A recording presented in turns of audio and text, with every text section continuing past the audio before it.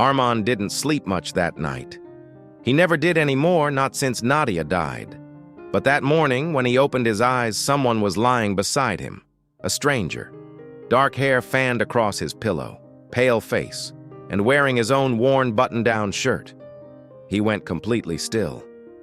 Then she opened her eyes, looked directly at him, and said one sentence, just one, that made a man who had survived everything go absolutely silent. Not because it shocked him, because it was the one thing he had never been allowed to hear. Every morning started the same way, 5 a.m.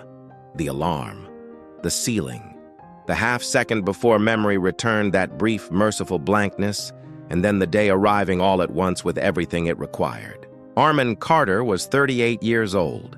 He lived in a two-bedroom apartment on the east side of the city, in a building where the elevator had been broken for so long that nobody talked about it anymore. The walls needed repainting. The kitchen window stuck in the cold months. The radiator knocked through the night like it was sending a message nobody could decode. But the apartment was clean, always. Arman saw to that. He worked electrical jobs, freelance, whatever the week brought. Commercial sites, residential repairs, the occasional emergency call that came in at odd hours and paid a little better because of it. On weekends, when the work slowed, he picked up security shifts at a warehouse 2 miles east. He didn't complain about the hours. Complaining required a kind of energy he had long ago redirected elsewhere. His daughter Meher was 8 years old and the center of everything. She had her mother's eyes and her father's stubbornness, and she moved through the world with a confidence that Arman found both remarkable and humbling remarkable, because she had been through more than most children her age, and humbling, because he could not entirely explain where that confidence had come from. He hoped some of it was from him. He suspected most of it was just hers. That particular morning, he was standing at the bathroom mirror, razor in hand, when he heard her door open. She appeared in the hallway, still in her pajamas, hair, in a state of profound disorder, squinting against the light. "Dad, what's for breakfast?" "Whatever you find in the third cabinet." She considered this. "There's only crackers." Then crackers. She made a sound that communicated her position on crackers and disappeared back into her room. Arman looked at his reflection for a moment, at the tiredness around his eyes that had become permanent, the kind that sleep alone couldn't fix, and then finished shaving and went to make her something better than crackers. He had been doing this alone for 3 years. Since the winter Nadia got sick and then sicker, and then the diagnosis arrived with a price tag attached to it that made his vision blur when he read it. He had spent those months doing math that never came out right, what the treatment cost, what he had, what he could borrow, what remained. He had worked every hour he could find. He had called every number, filled out every form, sat in every waiting room. It hadn't been enough. Not by a distance he still couldn't think about directly. After Nadia died, people said things to him. Kind things, mostly offered with the genuine but helpless generosity of people who wanted to help and didn't know how. They said he was strong. They said Meher was lucky to have him. They said Nadia would be proud. Arman nodded at all of it. He thanked them. And then he went home and figured out how to keep going because there was a child in the next room who needed him too. That was the thing nobody said out loud, but everyone understood he didn't have the option of falling apart. Not completely, not for long. So he learned to carry the weight in a way that didn't show, not because he wanted to be stoic, but because stoicism was the only shape grief could take when there was a small person depending on you to be functional by morning. He set a plate of eggs and toast on the table. Meher emerged from her room hair now in a crooked ponytail she had clearly done herself, and sat down with the focused seriousness she brought to all meals. "Dad," she said, looking at her plate, "you made a heart with the eggs." He hadn't done it on purpose. The 2 yolks had just landed that way. But he looked at it and said, as if it had been entirely intentional. Meher ate her breakfast. The morning light came through the sticky kitchen window and landed on the table in a long diagonal stripe. Arman drank his coffee and watched his daughter eat, and somewhere in the middle of that ordinary moment, The weight lifted just slightly the way it only did when he stopped trying to manage it and just let himself be in the room with her. There are some people who are not allowed to be tired, not because they feel nothing, but because someone small is watching them for instructions on how to stand. Arman Carter was one of those people, and he had been standing for a long time. La. If you looked Zarene Katek up, and many people did, you would find no shortage of information. Forbes had profiled her twice. Bloomberg had called her one of the most consequential figures in urban real estate development in the country. She had been photographed at galas, quoted in policy discussions, and invited to speak at conferences where the registration fee alone cost more than a month of Arman's rent. She had built Katek Urban Development from a company with 4 employees and a sublet office into a firm that reshaped entire city blocks. She had done it in under a decade. She had done it largely alone. That last part was not in the profiles. What the profiles described was ambition, vision, discipline. What they did not describe, what Zareen herself rarely examined too closely, was the specific texture of what she had sacrificed to get there. She had grown up the daughter of Pakistani immigrants who had arrived with very little and built a life through sustained grinding effort. Her father had worked decades in the same accounting firm, advancing slowly, saving carefully, and telling Zareen from the time she was small that education was the only thing nobody could take from you. He had not been wrong. But he had also installed in her a particular relationship with achievement, the sense that it was not just something she wanted, but something she owed. To him, to her mother, to everyone who had come before. By 36, she had delivered on that debt.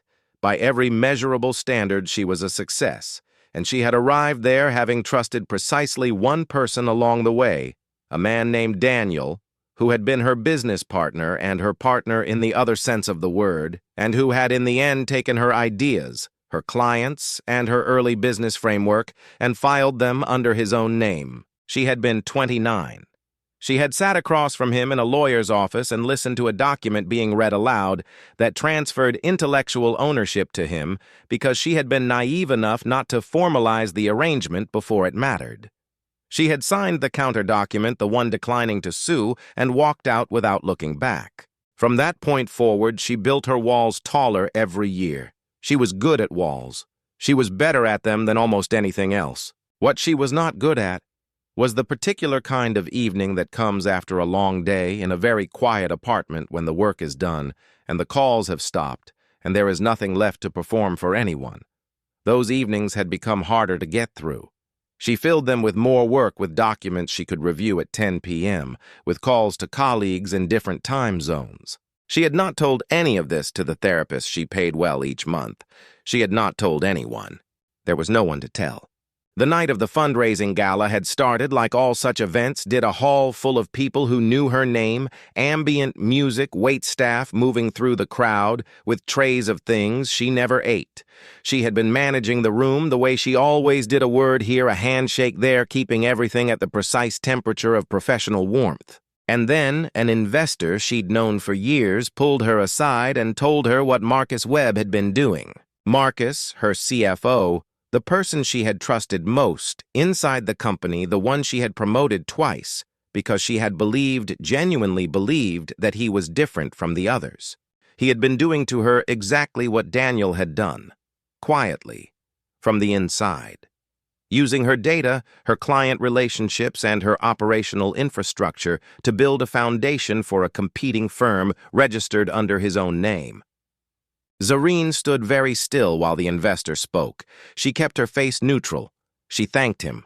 And then she walked out of the hall, through the lobby, and through the front doors into the rain, because she could not stay inside that building for one more minute.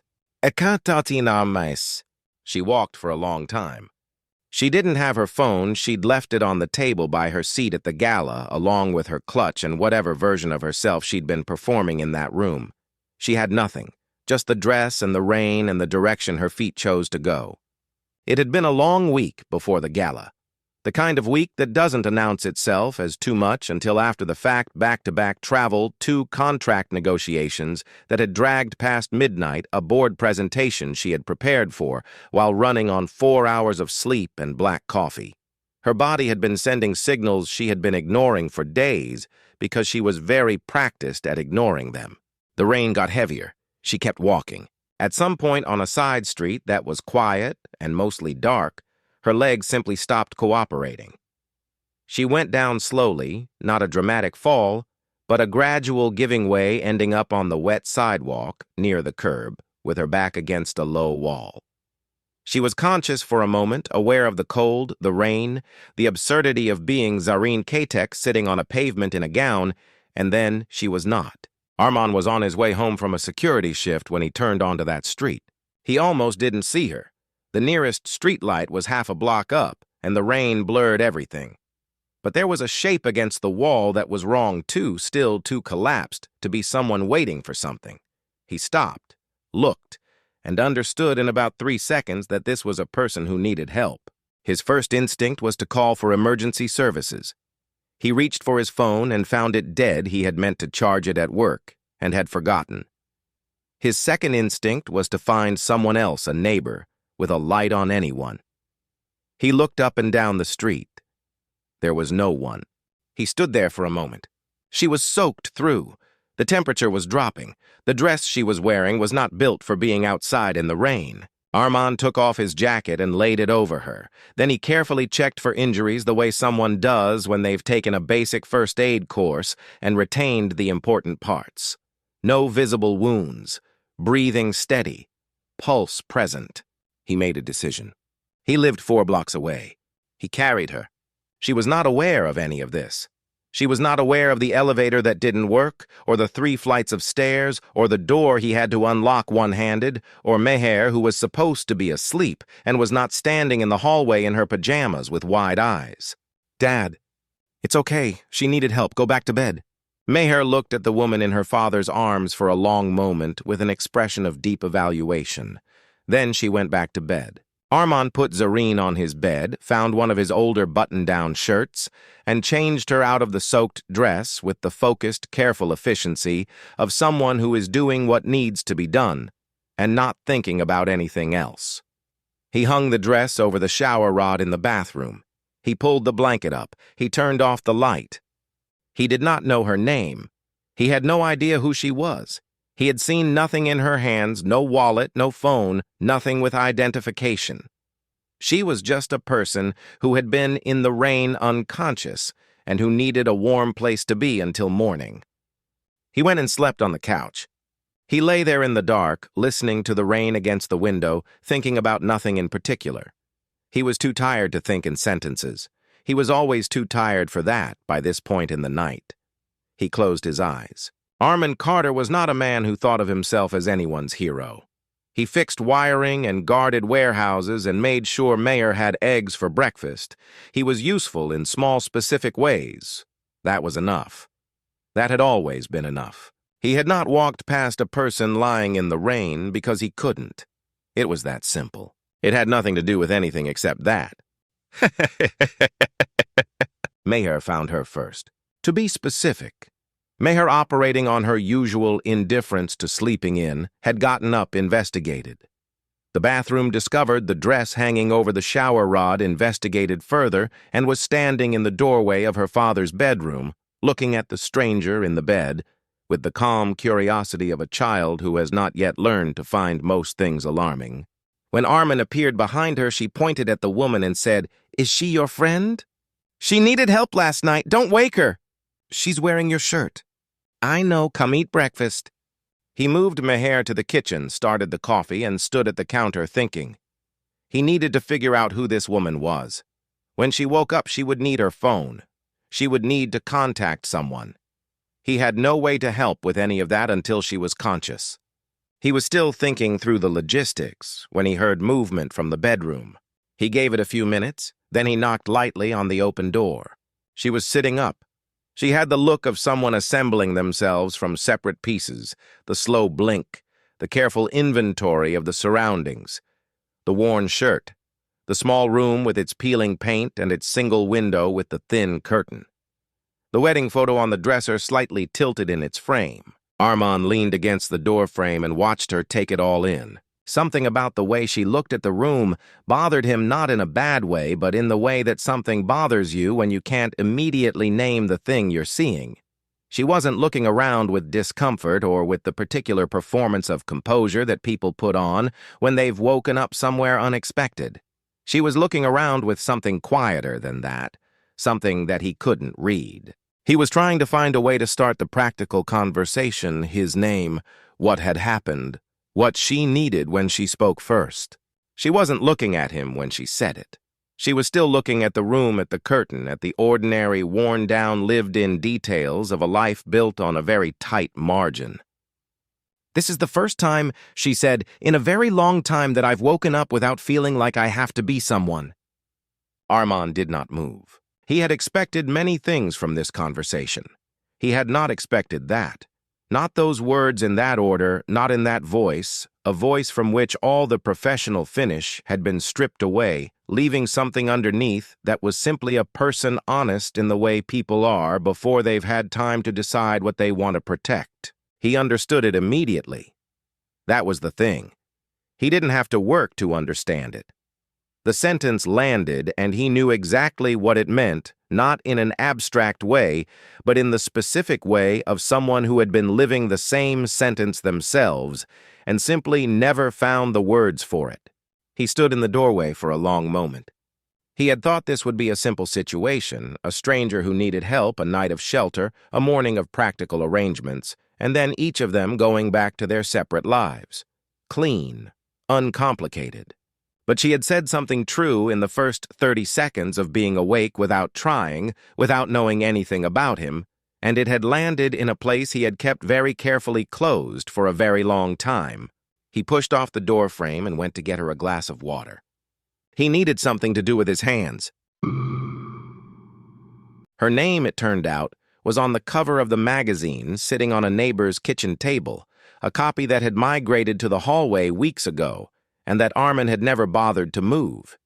He found this out about 40 minutes after waking, when Meher, who had been given strict instructions to stay in the kitchen, had wandered into the hallway and come back with it. "Dad," she said, holding it out, "is that her?" He looked at the cover. Then he looked back toward the bedroom. Zarene Katek. The profile had run 4 months ago. He read the opening paragraph standing in the hallway while his coffee went cold. When Zareen emerged composed, now dressed again in the dry gown from the night before, carrying herself the way someone carries herself, when she has decided to proceed, Arman held the magazine where she could see it. He didn't say anything with it. He just let her see that he knew. She looked at the cover, then at him. Something moved through her expression that was too complicated to be embarrassment and too honest to be indifference. Arman told her he would call her a car. She said she could handle it. He said he knew she could, that wasn't the point. She said she wanted to leave her card for whatever expenses he'd had for the inconvenience. He told her there had been no inconvenience, and that he didn't need anything from her, and that he didn't want her to feel she owed him. She put the card away. She thanked him in a voice that was professional and controlled and very nearly convincing. She left. The neighborhood, as neighborhoods do, had already seen. By afternoon, Gerald, who ran the corner laundromat and had known Arman since he first moved to the block, had stopped him on the sidewalk. "Woman left your place this morning," he said. It was not a question. Arman said yes. Gerald looked at him with the particular expression of someone who has seen enough of the world to know that good things rarely arrive without a cost. "Those kinds of situations," he said, "they look one way from the outside and they're something else when you're in the middle of them. Just be careful." Arman nodded. He understood the warning. He had grown up understanding that warning. Men like him had learned to be skeptical of good things that appeared without explanation, because in his experience, the explanation always came later, and it was rarely simple. And yet he could not stop thinking about what she had said. Not because it was romantic, not because she was who she was, or looked the way she looked, or existed on a plane so far from his that the distance wasn't measurable in any unit he owned. He couldn't stop thinking about it, because it was true. because he had been living inside that same sentence, waking up every morning required to be someone, required to be functional and reliable and present, never permitted to just be, and he had never heard anyone say it out loud. He had never said it out loud himself. He went home. He made dinner. He listened to Meher talk about a disagreement she'd had with a classmate and offered the appropriate responses. He did all the things the evening required.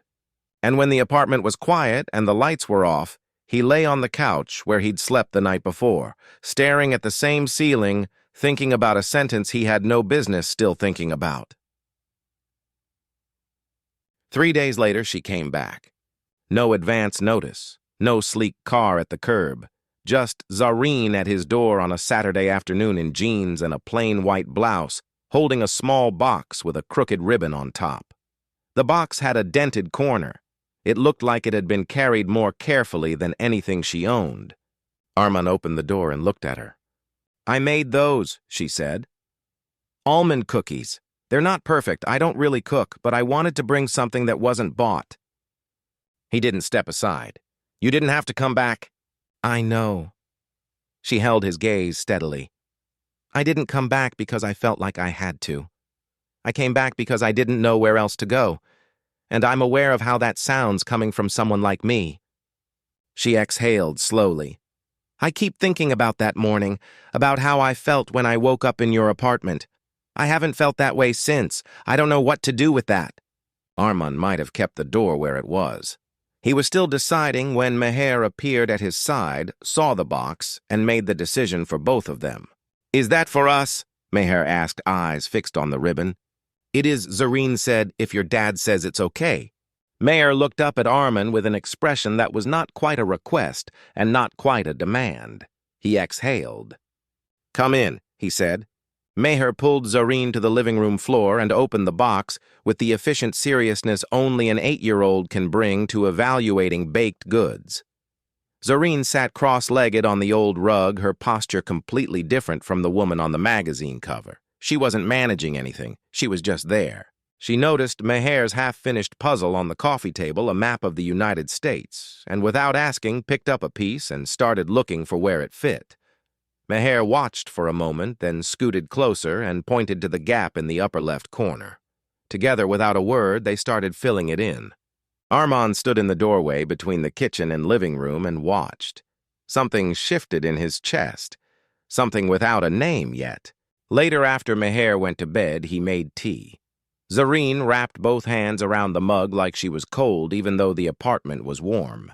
She told him about Marcus. Not in the careful, measured language of boardrooms, plainly.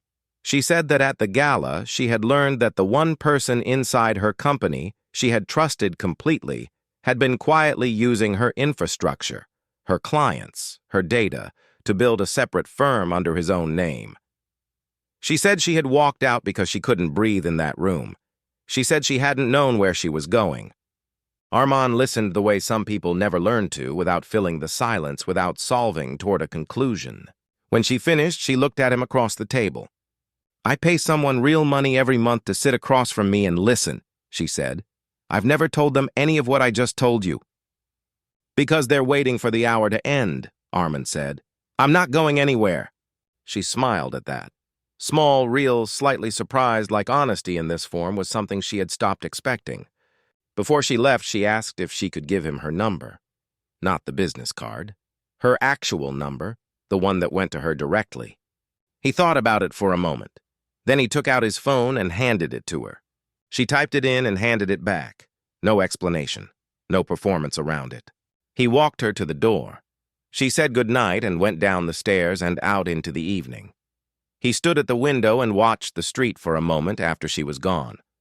He went back to the kitchen table, looked at the 2 empty mugs, thought about what it had taken for a woman like her to show up at a door like his with a dented box of imperfect cookies because she didn't know where else to go. He thought that was probably the bravest thing he'd seen in a long time. After she left, Arman sat in the kitchen with the lights off. The streetlight outside pushed a thin line of yellow through the gap in the curtains. Meher's breathing was slow and steady behind her closed door. The building had gone quiet in the way it only did past midnight. He looked at the wedding photo on the refrigerator.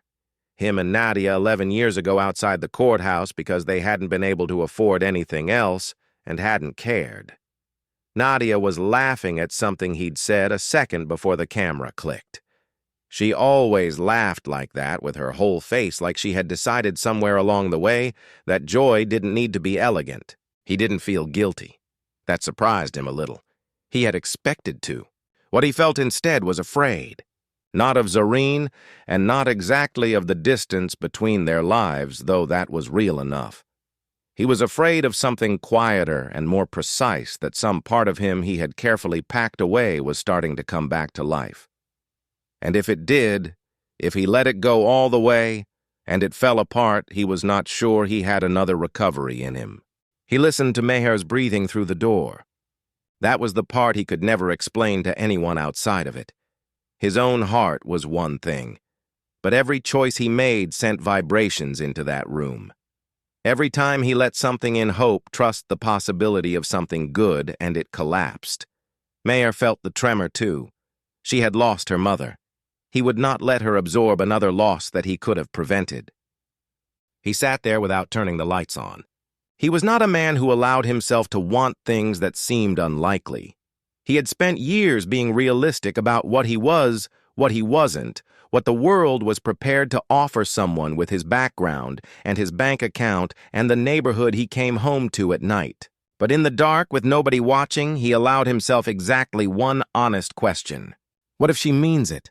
Not the CEO, not the woman who ended up on magazine covers. The woman on his living room floor filling in a puzzle with his daughter who had shown up with a dented box of imperfect cookies because she had no idea where else to go. What if that version of her was the real one? He didn't answer the question.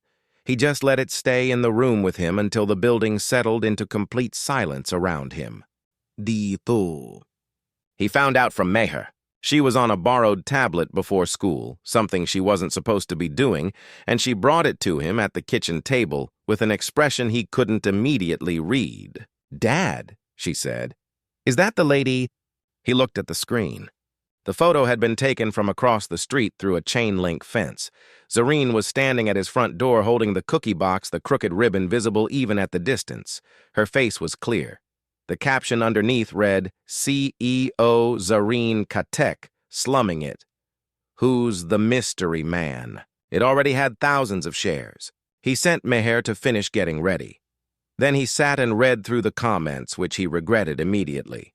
The speculation was instant and ugly about him, about her, about motive, about what a woman like her could possibly want with a man in a neighborhood like this. People who had never seen either of them were deciding in real time exactly what kind of story this was. His phone rang, a number he recognized now she had put it in his phone herself just a few days ago. He answered. Her voice was steady, but she spoke quickly. She told him the photo was circulating. She said her PR team had been calling since before 6. She said the cleanest option, the one that would stop it fastest, was a statement identifying him as a contractor she had used for a building inspection. He listened to all of it. Then he said, "If that's what you need to do it. I won't say anything." He hadn't said it to be noble. He'd said it because it was true. He didn't owe the internet an explanation, and neither did she. But she didn't release the statement. That afternoon, a single post appeared on her personal account. No photo, no names, no context. Just 2 lines. "I take full responsibility for my choices. I don't apologize for them." Arman read those 2 sentences several times. He knew what a statement like that cost. Not in legal terms or PR terms, but in the currency that actually mattered to someone like Zareen in the accumulated, careful, deliberate work of managing how the world perceived you, which she had been doing every day for years. 2 sentences. No defense, just "this is mine and I own it." He put his phone down and went back to work. But the words stayed with him. They sat alongside her first sentence, the one from that early morning when she'd woken up in his apartment, and together they started forming a picture of someone who was not who he had expected. Not the polished figure from the magazine, not the professional performer managing every angle. Someone who was underneath all of it trying to figure out how to be honest in a life that had not always rewarded her for it. He didn't know what to do with that picture yet, but he stopped being able to dismiss it. It was a Tuesday evening. A local documentary was running in the background while Arman sorted through a stack of electrical invoices at the kitchen table. The program was about urban redevelopment slow procedural, the kind of thing that usually faded into ambient noise. He wasn't really watching, until he was. A segment came on about a series of industrial closures from 7 years ago. The camera moved across empty lots and boarded-up buildings on the east side of the city streets he knew. A reporter read through the names of the companies involved in the rezoning agreements. Katek Urban Development was the third name. Arman set the invoices down. He knew that rezoning. He had been working at the Eastfield electrical plant when it shut down one of over 400 workers who came in one morning to find a notice on the front gate. No warning. The severance that followed was minimal. The hotline number on the notice rang without answer. The closure had started a sequence of months he still didn't let himself examine too carefully. He had pieced together what work he could. The bills continued. And when Nadia got sick, when the diagnosis came with a number attached that made his vision blur, there was nothing left in reserve. He had worked every hour available. It had not been enough. He had always known the plant closure was part of a larger development deal. He had never known whose. He sat very still. The television had moved on to another segment. The room was quiet. He was not angry, and that was the strange part. He had braced for anger and found something heavier beneath it, something that didn't have a simple name. A recognition that the world was full of decisions made in rooms that displaced people who were never in those rooms, and that he had always understood this in the abstract. He had just not expected to be sitting across a kitchen table from someone connected to one of those decisions. He did not know if Zareen had made this one herself. He didn't know if she had understood what would happen downstream. He didn't know if she had any idea he had been among the 400 names on that gate notice. He looked at Meher's drawings pinned to the refrigerator, crayon houses with oversized chimneys, a yellow sun with straight lines radiating outward, a figure she had labeled Dad in the large, uneven handwriting of a child still learning to keep letters on a horizontal line. He thought about Zareen on his living room floor filling in the puzzle. He thought about 2 sentences posted publicly at the cost of her own reputation. He thought about the plant. He thought about Nadia. He didn't call anyone that night. He sat with all of it the way you sit with something that doesn't fit into any feeling you already have a word for carefully, and without looking away from it, and without pretending it was smaller than it was. 2 days later, he called her and asked if they could talk. She said yes, without asking why. They met at a small park near his neighborhood. Zareen arrived in a car but walked the last block alone and came to the bench where he was sitting without any of her usual armor. No blazer. Hair loose. She looked like someone who hadn't slept particularly well. Arman told her what he had seen on the documentary. He said it without raising his voice, without accusation in the technical sense. He told her about the plant, about the months that followed. He didn't tell her about Nadia that still belonged only to him, but he told her enough that she would understand the shape of what those years had looked like. Zareen listened. When he finished, she didn't reach for a defense immediately. She looked at the ground between them. Then she said, "I know that project. I was part of the acquisition team when the company was still small.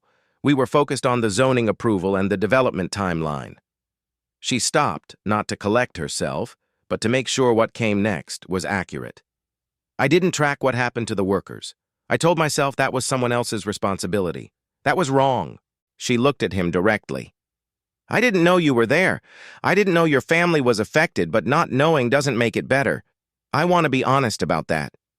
Arman had prepared himself for deflection, for the language that keeps responsibility at a careful distance, for the kind of statement that sounds like accountability but leaves the speaker untouched. He had not prepared for this, for someone simply saying, "You're right and I was wrong." It didn't fix anything. He needed her to understand that too. "I'm not asking you to fix it," he said. I can't ask you to undo what happened. I just needed you to know, and I need some time. Zareen nodded. Something moved across her face, not guilt performed for his benefit, but the expression of someone genuinely reckoning with the size of something they had not let themselves look at before. Take the time you need, she said. I'm not going to push. She stood, started to say something else, and let it go. She walked back toward the street and didn't look back. Arman stayed on the bench. A couple walked past with a dog. A kid on a bicycle looped the path twice and disappeared around the corner. The afternoon was ordinary in every direction. He thought this might be where it ends, where the weight of what they each carried turned out to be too much, where the gap between their histories was too old and too loaded to bridge. He sat with that possibility the way you hold something that might be true carefully, without flinching from it, without deciding yet. Si, tell us so. 4 days after the park bench, the fever came on fast. Arman had put Meher to bed at her usual time, and she'd seemed fine, a little quiet. But she'd eaten dinner and finished her reading and fallen asleep without complaint. When he checked on her at 10 o'clock, she was burning up cheeks, flushed deep red hair damp against the pillow. He didn't wait. He wrapped her in a blanket, carried her to the car, and drove to the emergency room. The waiting area was the particular kind of brutal that only hospital waiting rooms at night can manage. Too bright, too cold, that sharp antiseptic smell that never lets you forget where you are. A nurse took Meher's temperature, said viral fever, with the calm efficiency of someone who has said it 1,000 times, and told him the doctor would be in shortly. They moved Meher to a small room with a curtained door. She was half asleep again before they got her settled. Arman sat in the plastic chair beside her bed. The doctor came within the hour. Clear diagnosis of viral fever, manageable, nothing requiring further concern. They'd give her something to bring the temperature down, monitor her for a bit, and she would be fine. She would be fine. He knew she would be fine. And yet his body did not entirely believe it, because his body remembered plastic chair white light, this exact quality of silence and alone. The smell of the place. The particular hum of equipment doing what equipment does while you sit and wait for someone to tell you something. He pressed his palms flat against his knees and looked at Meher's sleeping face and worked at the breathing one slow count at a time, the way you work at anything you have to get through. He did not call anyone. It was past midnight. There was no one whose panic he had the bandwidth to absorb on top of his own. He didn't know that Meher, in the brief window before the medication pulled her fully under, had reached across the blanket and taken his phone from the small side table. He didn't know that she had found the number she'd seen her father text more than once over the past week and typed 3 words before closing her eyes. Dad needs someone. He found out 40 minutes later when Zareen walked through the curtain. She was not dressed for anything. She had come directly from wherever the night had found her, plain clothes, hair pulled back quickly, no performance of arrival. She looked around the small room, understood the situation in a few seconds, and sat down in the chair on the other side of Meher's bed. She didn't announce herself. She didn't ask what had happened or whether he needed anything or tell him she'd come as fast as she could. She didn't do anything that required him to respond. She just sat down. Arman looked at her across the bed where his daughter was sleeping. Between them was everything unresolved: the park bench, the plant, the distance, the time he had asked for and hadn't finished taking. None of that had been settled. None of it had become simpler in 4 days. But she was here, in a hospital room at midnight, in a chair that was not comfortable, having come because 3 words from a child told her to. For the first time since the year Nadia died, Arman let someone else be in the room with him. He didn't straighten his posture. He didn't reach for the version of himself that was handling it. He just sat in the plastic chair and let her sit in hers, and the room was quiet, and his daughter was breathing evenly, and somehow, in a way he couldn't explain and didn't try to, that was enough to make the night survivable. Meher slept through the night without waking. Around 2 in the morning, a nurse came in, checked the temperature, nodded with quiet satisfaction, and left without a word. In the hallway outside, under the long fluorescent light that gave everything a slightly colorless quality, Arman and Zareen sat in two chairs against the wall. A vending machine hummed at the far end of the corridor. Somewhere deeper in the building, a monitor kept its slow, even rhythm. Arman started talking without planning to. That was the thing about 2 in the morning. It stripped away the version of yourself that knew better and left behind the one that was just tired. He told her about Nadia. Not the summary he gave to people who asked politely, the version that kept everyone comfortable. The real one. He told her what it had actually been like. The diagnosis arriving in the middle of a year when they were already behind on everything. The cost of treatment, what it had taken just to get to the first round. The weeks of calculating and recalculating, looking for a number that worked, coming up short every time. He told her that the plant closure had happened 8 months before Nadia got sick, that it had wiped out the savings they had spent 2 years building, that by the time the medical bills started, there was nothing in reserve. He had worked every available hour. It had not been enough. He said all of it without accusation. He said it the way you tell the truth to someone you have decided to be honest with, not to wound them, but because carrying it alone indefinitely was no longer something he could manage. Zareen listened. She didn't flinch and she didn't look away. When he stopped talking, she didn't rush toward anything. Then she said, "Tell me what doing the right thing looks like from where you're sitting. Not undoing it, I know that's gone. Going forward." Arman sat with that for a moment. The workers who get displaced. He said finally, they're not a budget line. They're people with kids and mortgages and sick spouses and lives that don't pause because a rezoning got approved. If your company has the power to build things, it has the power to decide what the building actually costs. Not just in materials, in people. Zareen nodded. He could tell she was listening in a way she didn't always let herself, without already formulating a response, without running the numbers of what it would mean for the quarterly report. Just taking it in. "I want to be on the right side of this," she said. "Not for the press release, actually." Arman looked at her. In the years since Nadia died, he had become very accurate at knowing when someone was performing sincerity and when they weren't. He had needed that skill. It had protected him and Meher from several things. She was not performing. "Then start with the people the company affected before it knew to look," he said. That's where the right side begins. She didn't say "I will" or "I promise," the words people use when they want to close a conversation and move on. She said "okay," like it was a door opening rather than a door shutting. They sat for a while. The vending machine hummed. The monitor continued its distant rhythm. After a long quiet, Zareen said, "I'm sorry about Nadia," not as an apology for the plant or for any of the chain of events that had followed. They had already moved past the territory where apologies could carry that kind of weight. Just one person saying to another person, "I know what you lost, and I'm sorry it happened." Arman nodded.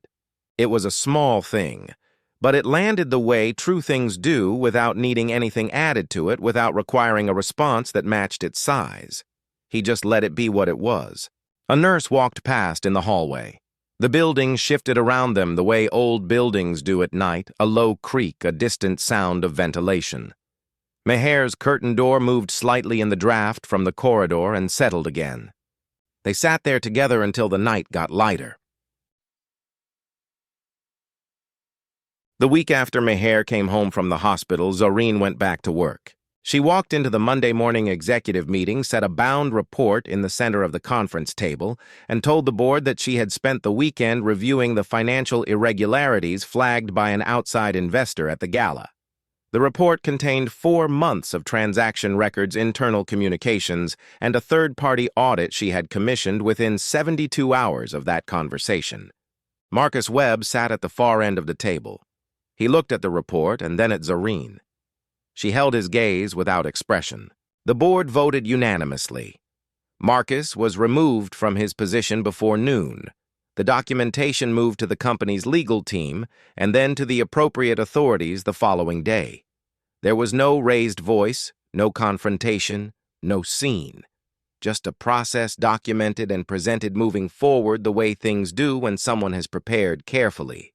Zareen had done it herself. Nobody had told her to. Nobody had come to her rescue. 2 weeks after that, she sent an internal memo to the leadership team. It did not go to the press. There was no announcement built around it. The memo proposed that 3% of the company's annual net profit be directed to a fund for job retraining and transitional assistance for workers displaced by any Katek urban development project, past or present. The fund would be administered by an independent nonprofit. The company would have no say in distribution. The legal team had concerns. The interim CFO ran the numbers twice. Zareen listened to all of it and said the initiative was moving forward. She wrote the letter to Arman by hand. She kept it short, not because she had little to say, but because she understood that he was not a man who needed things dressed up. She told him she had heard what he said in the hospital hallway. She told him the fund was real and operational. She said she was not telling him because she needed him to think differently of her. She was telling him because he deserved to know that someone had listened. She signed it with a single initial. Arman found the envelope in his mailbox on a Thursday morning between a water bill and a grocery circular. He stood on the front steps and read it twice. He recognized her handwriting. He had seen it once before on a short note she had left him after a phone call directions to a street address he'd needed written on the back of one of Meher's drawings that happened to be on the table. The letters were angular and slightly hurried, the handwriting of someone who was always moving. He folded the letter carefully and put it in the inside pocket of his jacket. Then he went back inside, made coffee, and sat at the kitchen table. He thought about what it meant when a person actually did the thing they said they would do. Not announced it, not sent it to the press, just did it quietly and made sure the right person knew. Then he picked up his phone and called her. Hey! They met on a Saturday. Arman had suggested the location without explaining why, just the street name and a time in the late afternoon when the light came in low and warm from the west. Zareen arrived to find him standing on the sidewalk in front of an unremarkable stretch of storefronts, his hands in his jacket pockets, looking at a particular square of pavement near the curb. She was in a jacket he hadn't seen before, something plain and dark. Her hair was down. She had no phone in her hand. She walked the last half-block and came to stand beside him. He looked down at the pavement. "This is where I found you." She looked down, too. The sidewalk was dry now, ordinary. No trace of anything. She would never have identified it on her own one city block in the dark, looks like another. But he had known exactly where to stop. She stood there for a long moment. She thought about what she remembered of that night, which was very little. The cold, the rain, and then warmth, and a child's voice asking a simple question. She thought about everything that had happened since that night, the imperfect cookies, the puzzle on the coffee table, the park bench, the hospital hallway at 2 a.m, the letter she had written by hand because it felt wrong to say it any other way. She looked up at him.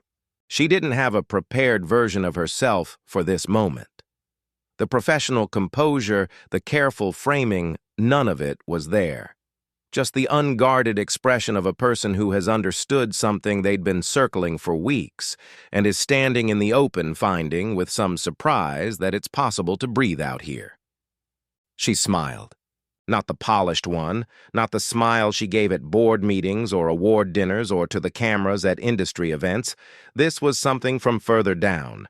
It was the smile of someone who had been building walls for years and was standing on the other side of them for the first time, squinting slightly in the unfamiliar light. Arman looked at that smile. Something in his chest unclenched a tension he had been holding so long he had stopped noticing it, the way you stop hearing a sound until it goes quiet and the silence tells you everything. From halfway down the block, Meher came running. She had been sitting with the neighbor, technically waiting, which had lasted approximately 4 minutes. She came flying down the sidewalk and threw her arms around Zareen's waist with the confidence of someone returning to a habit she had no intention of giving up. Zareen wrapped an arm around her and looked up at Arman over the top of Meher's head. He looked back at her. The afternoon light was long and golden, the kind of light that makes ordinary streets look like they were built for exactly this moment. Neither of them said anything. Some things don't need to be said to be true. Taubes. Arman had been frozen by many things in his life. by a phone call from a doctor measured and careful in the way that always means the news is bad, by the silence of a hospital room at a particular hour, by the sight of a notice on a factory gate one morning when he had shown up expecting to work. He had learned to survive being frozen, to stand still inside the worst moments until they became the next moment, and then the one after that, and eventually something he had gotten through. But the morning the story started with was different. A stranger in his worn-out shirt, eyes opening slowly, a voice that had not yet put its armor back on. This is the first time in a very long time that I've woken up without feeling like I have to be someone. He had gone still not because the words were shocking, but because they were true. Because he had been living inside that same sentence and had never found the words for it himself. Sometimes the thing that stops you isn't the blow. It isn't the loss or the fear or the distance between where you are and where you thought you would be. Sometimes what stops you is the moment someone else says out loud the thing you had almost stopped believing anyone else could feel. And in that moment, without warning, you realize you have been seen. If this story stayed with you, if some part of it hit somewhere you didn't expect, you're not alone. That's exactly why we tell these stories.